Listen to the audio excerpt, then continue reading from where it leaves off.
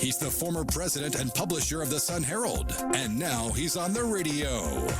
Welcome to Coast Vue with Ricky Mathews on SuperTalk Mississippi Gulf Coast 103.1. Welcome to Coast Vue, the show that celebrates the men and women who are making coastal Mississippi a better place to live, work, and play. We've got a great show today. I've got Tim Holleman, who's the board attorney for the Harrison County Board of Supervisors. We're going to talk about how life has changed for him, what's going on behind the scenes, what are some of the big challenges that they face. Ought to be a terrific conversation. Before we do that, I got a couple of things I want to share with you. First is just a positive thought. I have a friend who is extremely positive, Stacy Waldrop. She's also a cancer survivor. And from time to time, she posts a positive thought, and it comes from deep in her heart when she does it. And I want to share this one with you because it's just one I think we should all think about. A beautiful day begins with a beautiful mindset. When you wake up, take a second to think about what a privilege it is to simply be alive and healthy. The moment you start acting like life is a blessing, I assure you it will start to feel like one. That's just beautiful. It's something to think about. I think in the moment we get busy with the coronavirus and all this stuff, and sometimes we forget just to appreciate what we've got. So listen, yesterday I did a statement at the beginning of the show, kind of a message that talked about people getting called back to work and some employees choosing not to answer the call. I can't tell you how inundated I have been by people, especially business people, who have encountered this as a problem. And what I want to do is replay that segment for you so you can hear it again. And then I'm going to engage Tim in a conversation about it before we get into the conversation about the Harrison County Board of Supervisors and what's happening there. So, Kyle, will you cue it up, buddy? You may have heard that employers across the U.S. have been worried that when it's time to call people back to work, that some of them might not actually answer the call. That's happening actually as we speak across coastal Mississippi. So here's my message to you. If you get a call to go back to work, you need to go back to work. If you have an issue related to COVID-19, you need to discuss that with your employer. Otherwise, go back to work. And thank God that you've got a job. If you refuse to go back to work, you will not only not have a job, but you will lose your unemployment benefits. I don't think people realize that. I actually went to the Society of Human Resources Management website this morning because they really are able to put things in pretty practical terms. And here are a couple of paragraphs. Through the end of July 2020, unemployment recipients will receive an additional $600 per week on top of their regular unemployment insurance entitlement through provisions under the CARES Act. In many cases, this will provide more money than the employee normally made when working. And these employees may feel less inclined to return to work before August and therefore refuse the recall. In other words, refuse to go back to work when you get the call to go back to work. Employers may wish to advise these employees that the offer of work has been reported to the state and unemployment benefits will stop as of the intended start date. Any dishonest statements made by the employee to the unemployment agency would be considered fraud and may be subject to penalties. And here's another paragraph. When an employee refuses to go back to work when called, the employer must carefully evaluate if the refusal is reasonable. Depending upon the situation, an individual may be unavailable to work due to the COVID-19 situation. It's possible that a stay-at-home order could still be in place where the individual lives, making him or her unable to travel to work, to the work location, unless, of course, his or her work is essential. But there are no stay-at-home orders currently in coastal Mississippi, so that provision does not apply. The individual may be caring for a child whose school or caregiving place is closed or still caring for someone diagnosed with COVID-19. Also, he or she could have some reason to feel unsafe at the workplace due to the pandemic, which might be deemed acceptable. So in other words, you might be in the vulnerable community and therefore you need to talk to your employer about that. Here's something else you need to hear. This is from the Department of Labor. The Department of Labor reminds unemployment claimants that who have been placed on temporary layoff or furlough related to COVID-19 that they must return to work if called back by their employer. Refusal to return to work when being offered the normal rate of pay and number of hours per week may result in the termination of unemployment benefits and the need to repay certain benefits. And I might add, you'll lose your job. Unemployment in coastal Mississippi is over 20% right now. If you have a job and you're being, have this opportunity to go back to work, because you'll not only lose your job, but you'll lose your unemployment benefits. And listen to this, employee. This is what the message is to employers. If you have an employer that has been, if you are an employer that has offered regular work at the same number of hours and rate of pay that they were working prior to COVID-19 to an employee that was temporarily laid off or furloughed, and the employee has refused to return to work, you must report this activity to the Department of Labor. So the bottom line is, if you thought you could ride this out to the end of July, you cannot. So if you have a job and you have an opportunity to go back to work, go back to work. Most employers are taking a very hard line toward this. This is from the Scarlet Pearls employee page. Good afternoon. Several of you have been called to return to work and have failed to return the call to your supervisor, manager, director, or VP. Please understand, failure to do so will result in termination paperwork automatically filed. We open on Thursday. Again, if we do not hear back from you, we will process termination paperwork. So my advice to you is this. If you thought you could ride it out to the end of July, making a little bit more than you were making before, not only is that not possible now, but you will lose your job. So just, if you've got a job, go back to work. Please go. We need you. Coastal Mississippi needs to get open back up again. So go back to work. So Tim, that was my message yesterday. And, and it's a powerful message. I think some people just may not fully appreciate or understand what the ramifications could be if they choose not to answer the call. That's right. What's your thoughts about it? Well, if they're terminated, they will not be eligible for any benefit. So that'll be for calls, and if there's a reason that you got for calls for termination because you didn't return to work, you're going to lose those benefits.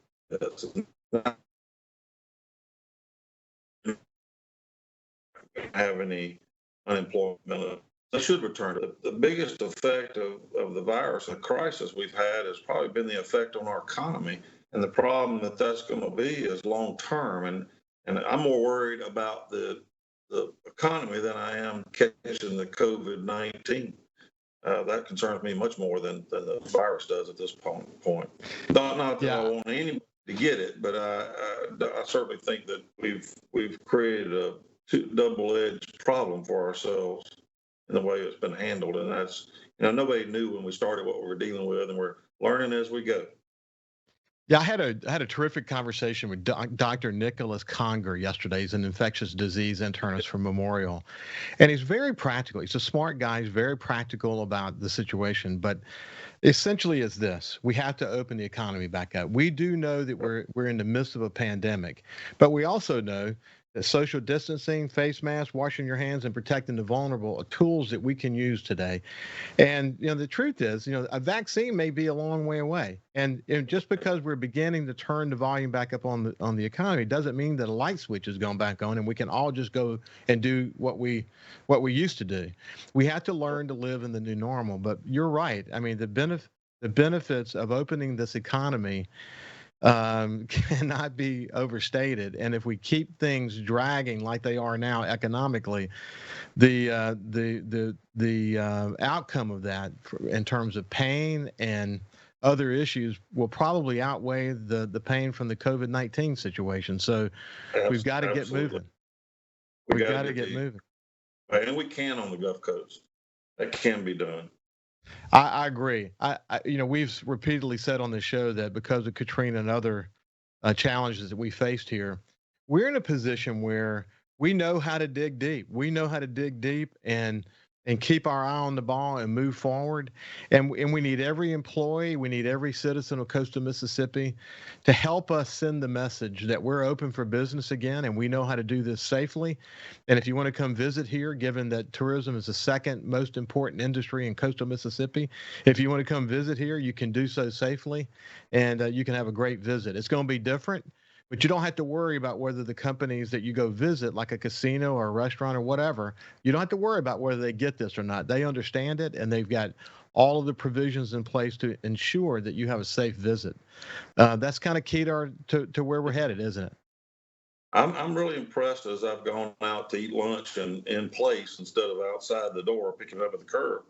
That the restaurants really are making a very strong statement by following the guidelines, and I think it will help. I think people probably the biggest problem in the spread of the virus was not it was our normal lifestyles did not protect ourselves from that. We were worried about it. What really is going to help us a lot is now we've all been trained, wash your hands off and to wear a mask. I wear a mask sometimes. I don't wear it all the time. I generally wear it when I go out to like Walmart or Sam's or something, so that I don't want to upset other people. It's probably the more reason I don't really like the mask because it fogs up my glasses.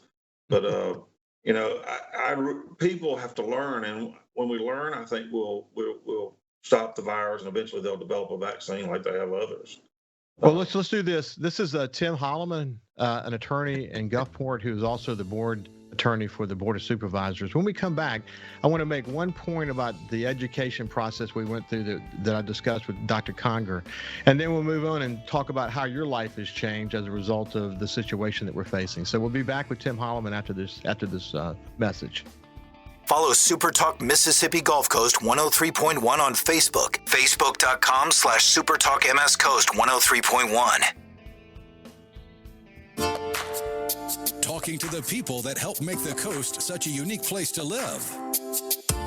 This is Coast View with Ricky Mathews on SuperTalk Mississippi Gulf Coast 103.1.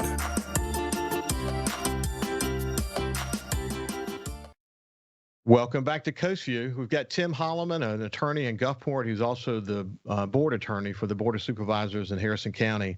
Before we went to the break, we were talking about, everyone's gotten educated. And one of the points that Dr. Conger made, and I think it's a really good one, is that probably in the beginning we needed to lock down because we needed to understand what we're dealing with. And, the impact on hospitals. We needed to understand were the projections that we were seeing about hospital beds and ICU units and ventilators and all of that, was that going to come to fruition? Thank God it didn't. But during that lockdown period, though, while people were not free to roam anymore and they were at home kind of locked up, it did give them an opportunity to assess their families, to see who's vulnerable in their family, to really begin to sort of understand that if I'm going to go forward, there's some things I need to learn. So I think that that lockdown was important, but now that we're opening back up again, we got to get on with it. And I think we will. I think coastal Mississippi gets this.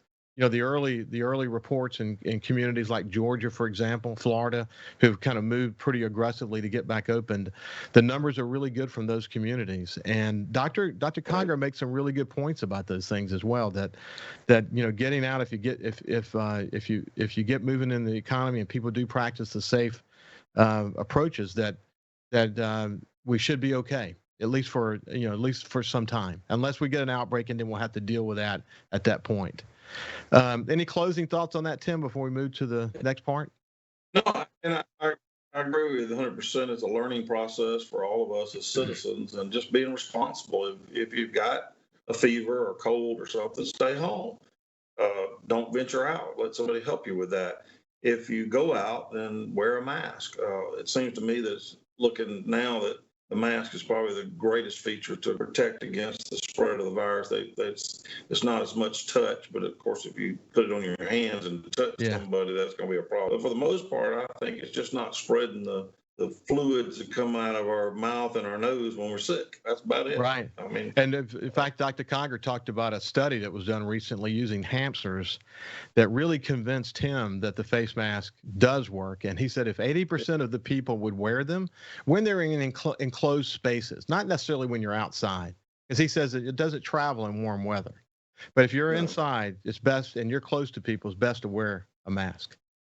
Yeah, I'd like to see those little tiny masks for those hamsters.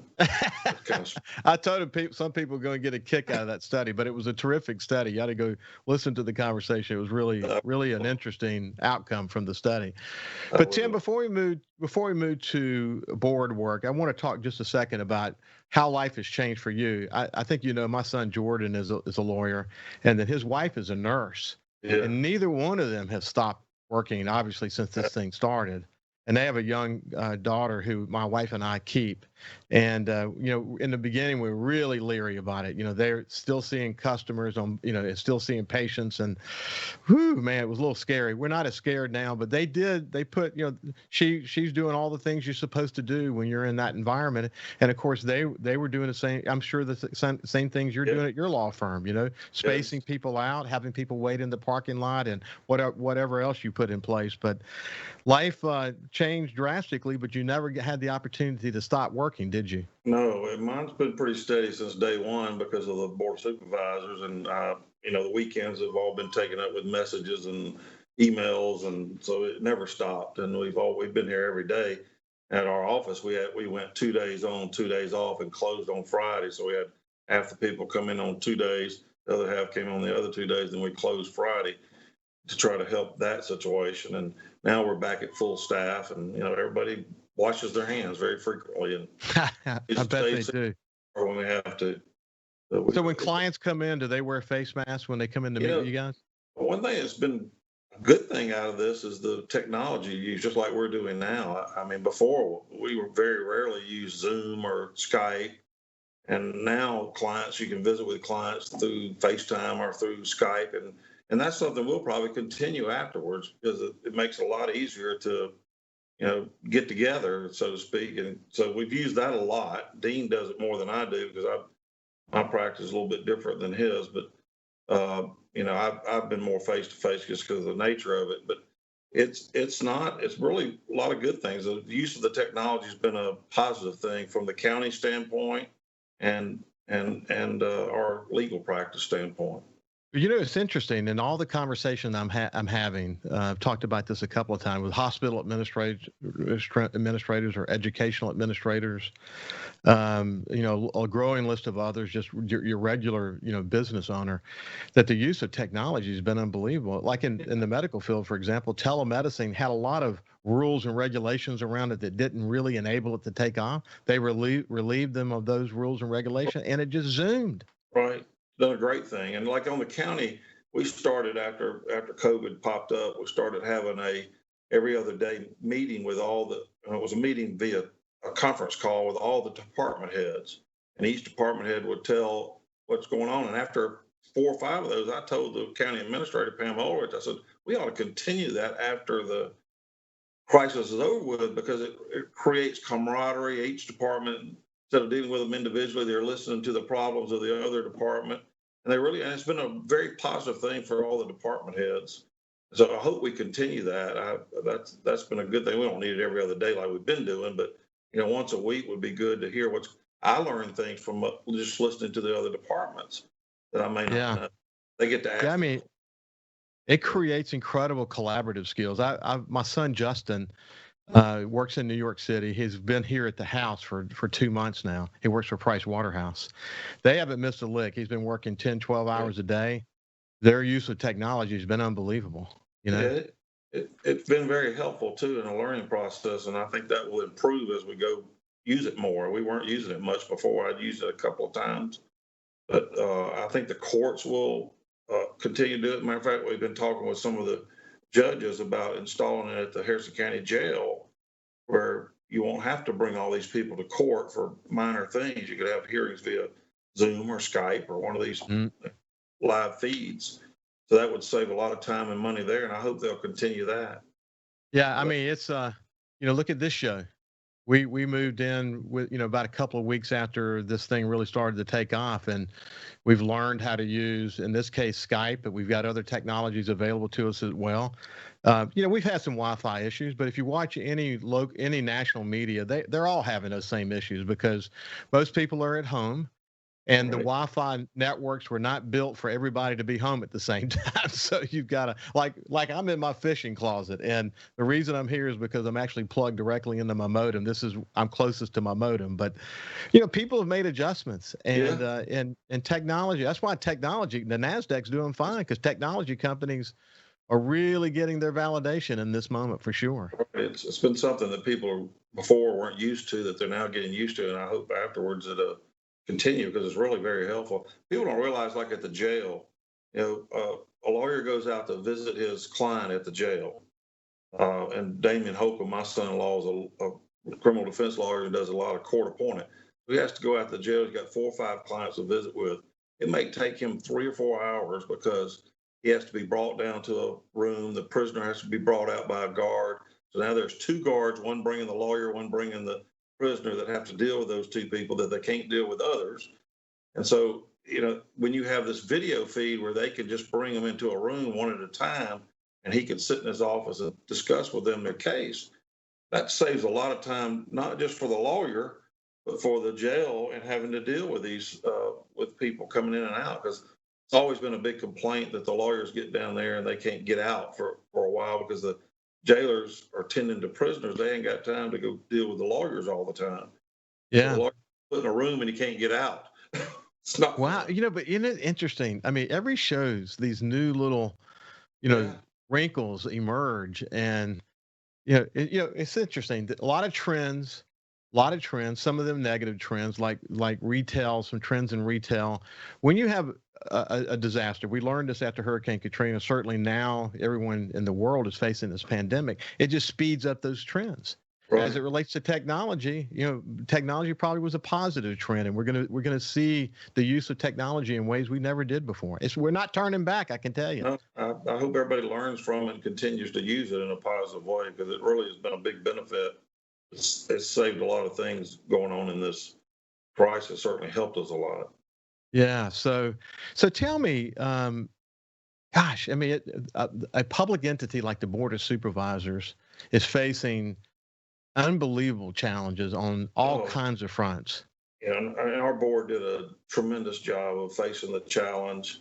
The county has over 400 employees, so the first challenge was trying to get 400 employees home, but still function as a county, because the COVID crisis, by law, there were a lot of the departments of the county that could not close. Law enforcement, the courts could slow down, but they still had to stay open.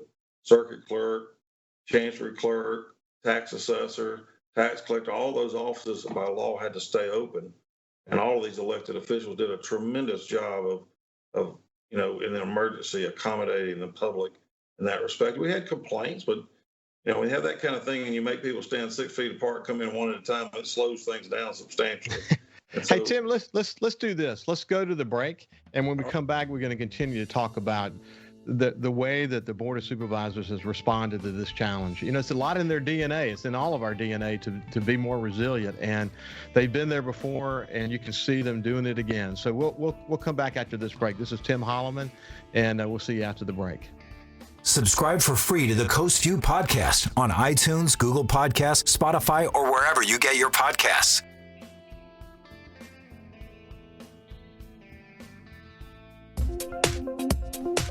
He's the former president and publisher of the Sun Herald, and now he's on the radio.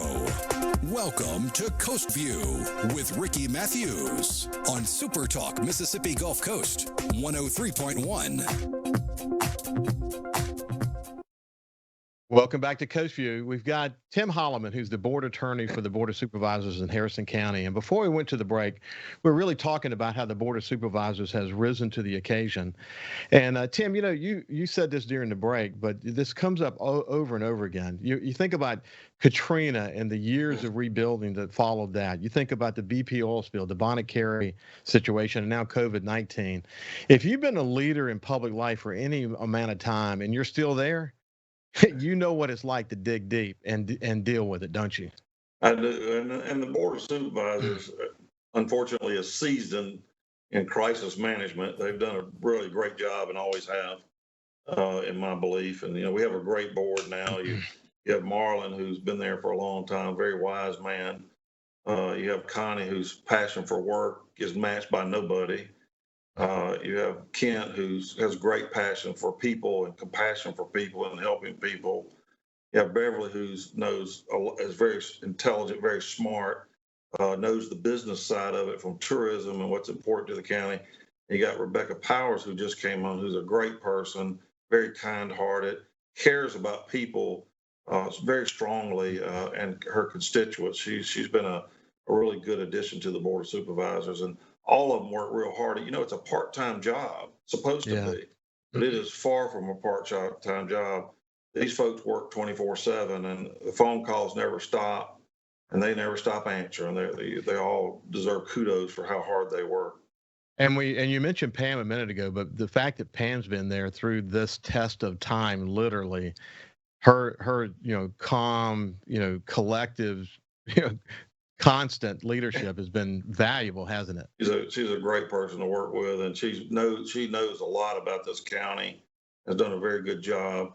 All of our elected officials have done a very good job. John McAdams, the tax collector, David LaRosa, he got ill and retired, and Sharon Nash was brought on, and she's a delightful person to work with. Paula Ladner, all of them have worked really, really hard during this crisis to manage their offices in the best way they could. Mm-hmm. And we Hey, have Tim, go ahead. One of the things I saw early on, and this you actually played a role in this. It was when the governor was talking about reopening the beach. You immediately read that on Friday and said, "Well, he's rescinded his order. We don't have to wait till Monday." Tell us about that. Yeah.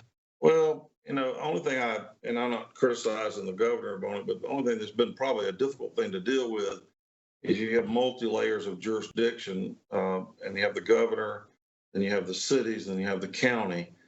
And unfortunately, there became a lot of confusion about these orders that were somewhat confusing because of the multitude of orders. I think the Board of Supervisors originally handled it very well. We closed the beaches, but only closed to groups of 10 or more. So the beaches were open.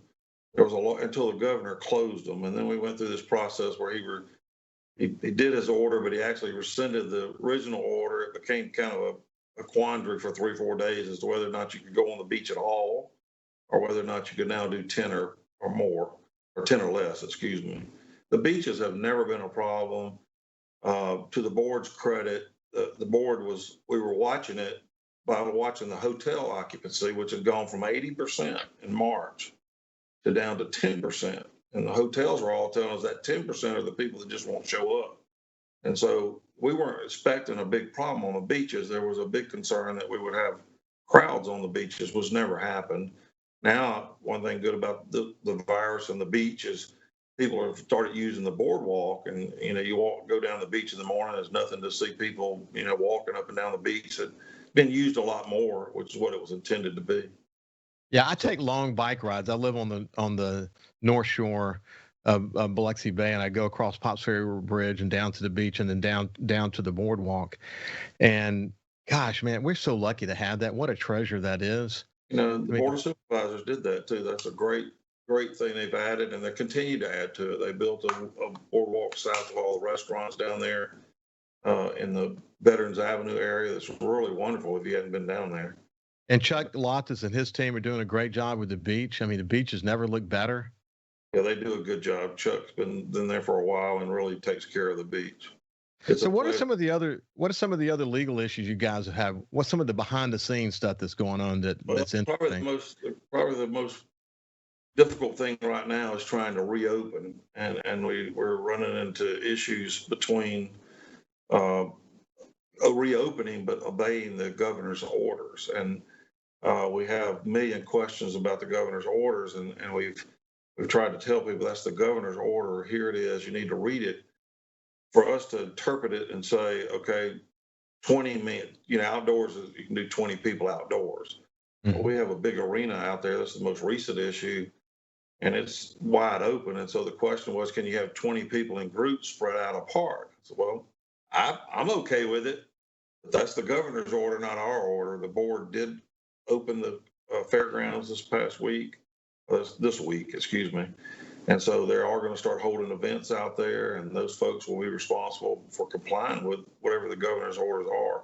The county has not done an order that limits capacity of these outdoor arenas or the parks or the beaches. Well, we do have the beaches 10 or less, but we do expect people to obey the order, the governor's order.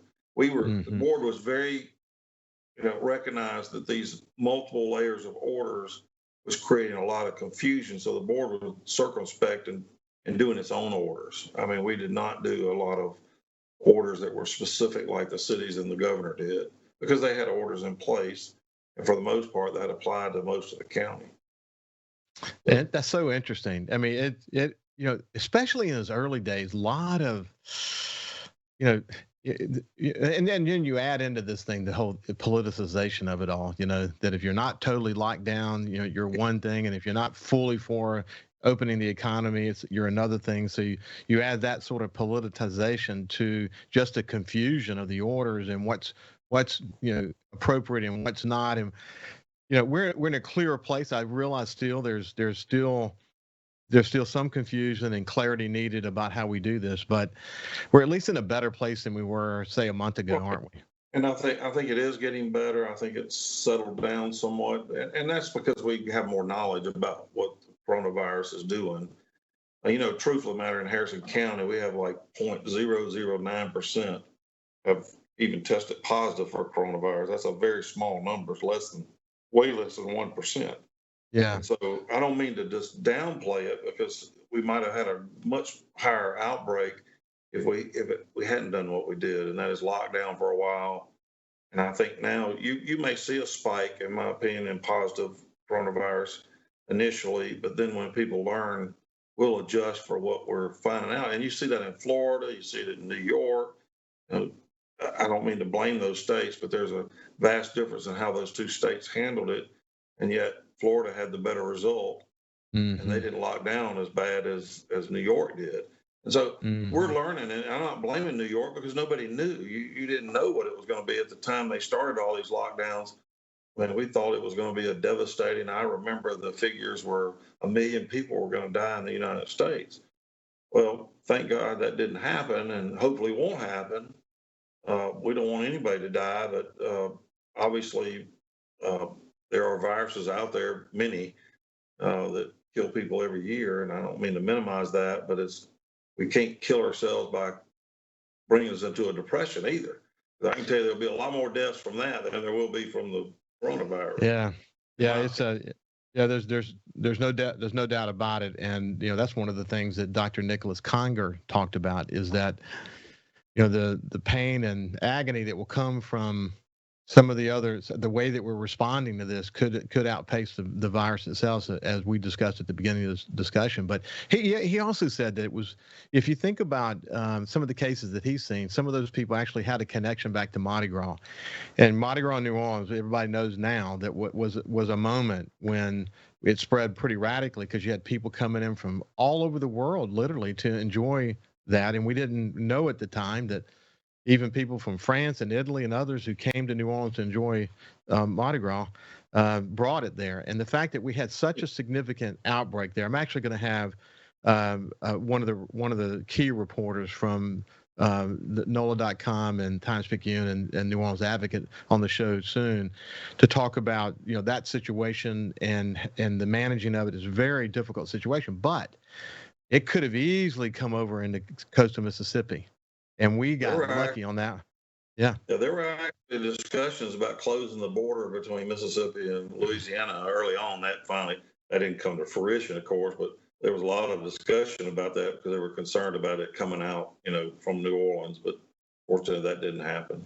We did have, if you think about it, we had more in Hancock County and Harrison. Some of that is probably people going over to Mardi Gras too. Yeah, it very well could have been. We'll never know, but what we know is that we effectively put it to bed. We still have positive cases, but we're just not having big outbreaks and other issues like that to contend with. And hopefully we'll continue down that track. I think, again, as long as people do their part. I mean, I can't overstate this, and we'll talk about this. We're about to go to break, but we'll come back to this on the other side. But it is, I say this, Tim, on every single show. I don't want people to think I'm preaching about it, but I guess I am. And that is that Mississippi, coastal Mississippi, has to be known.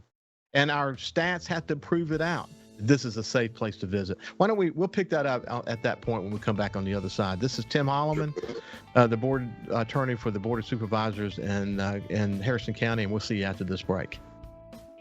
You can also listen live to SuperTalk Mississippi Gulf Coast 103.1 on your Amazon Alexa devices. Once you've enabled the skill, just say, Alexa, open SuperTalk Mississippi Gulf Coast.